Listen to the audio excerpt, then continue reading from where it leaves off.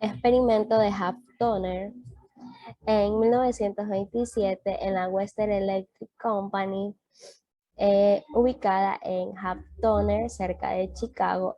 Elton Mayo, profesor de Harvard, y sus colaboradores iniciaron una serie de estudios y experimentos en donde se centraban en las características físicas del ambiente del trabajo y tenían en cuenta la productividad del trabajador. Así se iniciaron una serie de estudios y experimentos que se prolongó hasta 1932. Tanto así que el experimento arrojó un resultado que sorprendieron a los gerentes de la planta y a los que realizaron este estudio, dándose cuenta que encontraron que no solamente la sociopsicología era importante en el ambiente laboral, sino que también era mucho más importante y potencial que las condiciones físicas. Fase 1. La fase 1 constaba del estudio del factor humano. Se realizaron estudios dentro de esta compañía en la cual se pudo determinar ciertos problemas como es la productividad que era ineficiente, también lo que era rotar los turnos dentro de las áreas laborables. También se notó que no le daban descanso a los trabajadores. Se realizó un experimento en el cual consistía en tener dos grupos de trabajo. Uno, el grupo A, trabajaba en condiciones buenas de energía eléctrica, mientras que en el grupo B no tenían esas buenas condiciones de energía eléctrica. A través de ello se pudo concluir que los trabajadores del grupo A tenían mayor eficiencia por el motivo que se sentían observados, mientras que en el grupo B no se daba una buena eficiencia de productividad, lo que se puede determinar que los trabajadores se sentían como intimidados a través de sus líderes o gerentes de área, por ello rendían más en sus áreas laborables. Se concluye o se establecieron estrategias como es disminuir las horas laborables, darle pausas de trabajo 2 veces diarias, por lo menos 15 minutos. También se le dio lo que es un voto de confianza al trabajador para que pueda expresar su productividad al 100% sin que se esté un líder ahí presente. Segunda fase, o también conocida como fase crítica. En esta fase se encargó del estudio del desempeño del trabajador dependiendo del ambiente laboral, en el cual se crearon dos agrupaciones. En el primer grupo, que contaba con un supervisor, que era quien observaba que las operaciones del trabajo sean realizadas tal cual como se lo había detallado.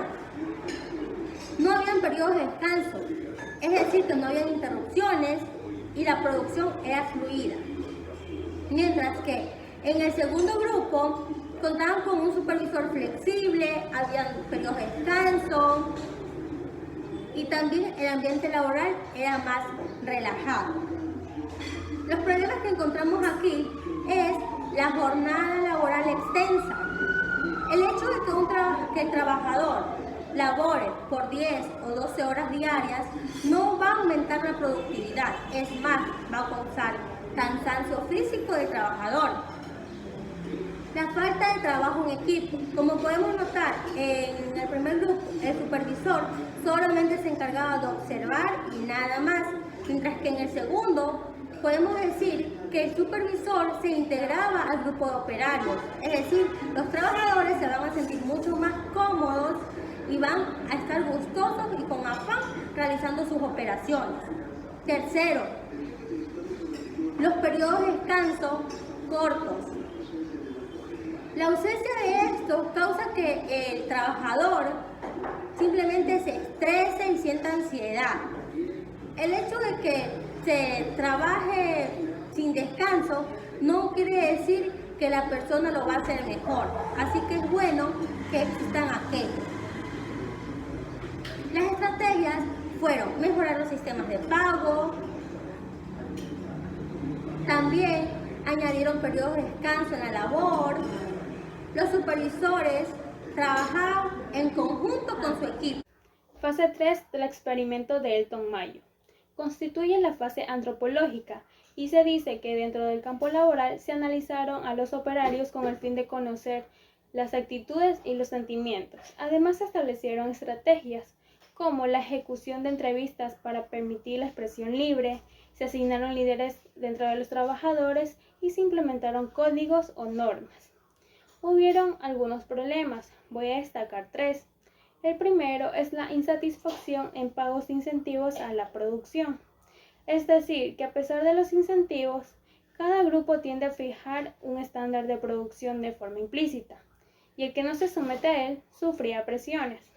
El segundo eran las funciones informales del liderazgo. Aquí el empleado tiene descargas emocionales, y en una parte de las entrevistas se podía hablar sin que se les haga preguntas inductoras. Gracias a esto se pudo detectar la presencia de organizaciones informales, las cuales se las usaba como medio de protección a lo que ellos consideraban amenazas. También ellos tenían sus propios estándares de producción y normas dentro de los grupos de trabajo, y aquel operario que infringiera era considerado saboteador y apartado del grupo. Y tercero, la estructura informal de la compañía. Aquí la interacción entre trabajadores funcionaba en contra de los intereses de las directivas. Ningún trabajador quería destacar debido a que había un rumor según el cual a las personas más eficientes eran unos siervos de la dirección y que aumentaban la media de producción del grupo para obtener beneficios individuales. La fase 4 del experimento es la fase manipulativa, la cual estudió la relación entre la organización formal impuesta por la gerencia de la empresa y la organización informal, la que es impuesta por los empleadores o los obreros. Esta también se la conoce como fase de la observación de montaje de los terminales, ya que se realizó en el sector de montaje de terminales con operadores, soldadores, supervisores y observador. En esta etapa se busca demostrar la relación incentivo y productividad, en el cual a los obreros que participaron en esta fase del experimento se los ubicó en una sala de condiciones normales de trabajo y se les informó que su salario aumentaría solo si su productividad lo hacía de la misma manera, en lo cual se pudo comprobar que los operarios hacen uso de ciertas mañas o de ciertos engaños para evitar que el grupo aumente su producción más de lo que se juzga como lo normal o lo que es requerido. Un grupo genera ciertas normas de conducta interna, se implementan castigos sociales dentro del grupo a aquellos miembros que no respetan dichas normas.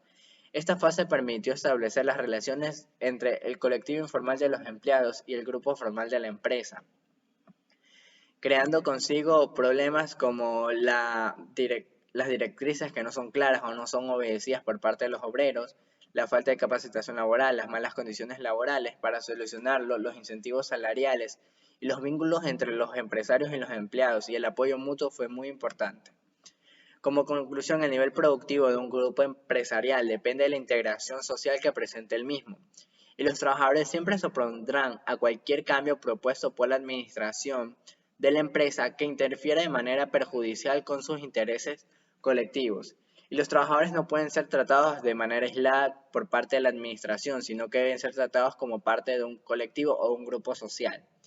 Y según Mayo pudo concluir que la motivación económica no era el factor determinante del rendimiento laboral de los trabajadores, sino que las motivaciones sociales y morales eran las que influyen de manera determinante en el desempeño de... Se puede concluir que los trabajadores no actúan ni reaccionan aislándose como individuos.